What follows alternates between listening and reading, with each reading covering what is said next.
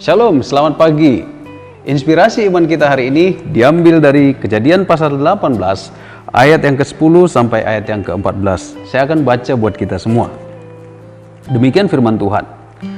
Dan firman-Nya, sesungguhnya aku akan kembali tahun depan mendapatkan engkau. Pada waktu itulah Sarah istrimu akan mempunyai seorang anak laki-laki. Dan Sarah mendengarkan pada pintu kemah yang di belakangnya. Adapun Abraham dan Sarah telah tua dan lanjut umurnya, dan Sarah telah mati haid. Jadi tertawalah Sarah dalam hatinya, katanya, akan berahikah aku setelah aku layu, sedangkan tuanku sudah tua? Lalu berfirmanlah Tuhan kepada Abraham, mengapakah Sarah tertawa dan berkata, sesungguhnya aku akan melahirkan anak sedangkan aku telah tua? Adakah sesuatu apapun yang mustahil untuk Tuhan?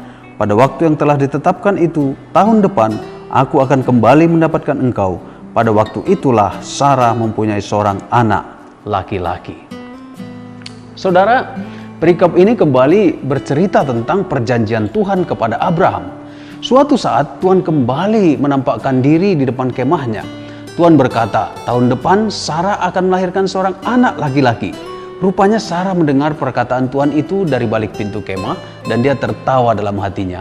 Ia berkata, akan birahikah aku setelah aku layu, menopause, suamiku juga sudah tua? Dalam pasal sebelumnya, ternyata Abraham juga pernah tertawa saat Tuhan menyatakan janji yang sama, saudara.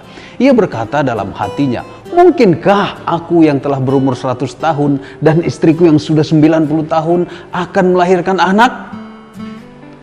Saudara, secara alamiah, kondisi tua serta menopause memang menggambarkan sebuah keterbatasan. Tidak mungkin lagi bagi Sarah untuk melahirkan anak. Kenyataan itulah yang membuat Abraham dan Sarah tertawa. Namun ternyata Tuhan mendengar dan berkata, mengapa Sarah tertawa? Adakah sesuatu apapun yang mustahil bagi Tuhan? Jelas saudara, bagi Tuhan tidak ada yang mustahil. Tahun berikutnya lahirlah anak laki-laki dan kemudian diberi nama Ishak yang artinya tertawa. Ini untuk mengingatkan bahwa mereka pernah tertawa saat mendengar janji Tuhan. Saudara, kita tidak dapat menyamakan pengalaman iman Abraham dan Sarah dengan pengalaman iman kita tentunya. Kisah ini adalah untuk menunjukkan tentang kesetiaan Tuhan dalam memenuhi janjinya. Pemenuhan janji yang tidak dibatasi oleh kondisi apapun. Kalau kita perhatikan, Maria dan Yusuf juga memiliki batasan dan kemustahilan saat dikatakan akan mengandung bayi Yesus. Hal itu menyangkut Maria yang masih perawan. Namun kembali, bagi Tuhan tidak ada yang mustahil. Prinsip iman inilah yang dapat kita terapkan dalam hidup kita sebagai umat percaya. Saudaraku, kemustahilan apakah yang sedang kita hadapi saat ini? Amanat pemuridan bagi kita, peganglah teguh janji-janji Tuhan. Tuhan tidak lalai menepati janjinya, sekalipun ada orang yang menganggapnya kelalaian.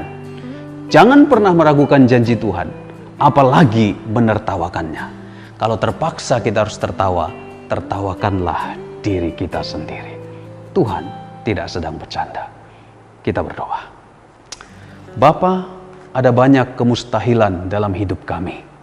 Tapi firman-Mu hari ini mengajar dan mengingatkan, bagi Tuhan tidak ada yang mustahil.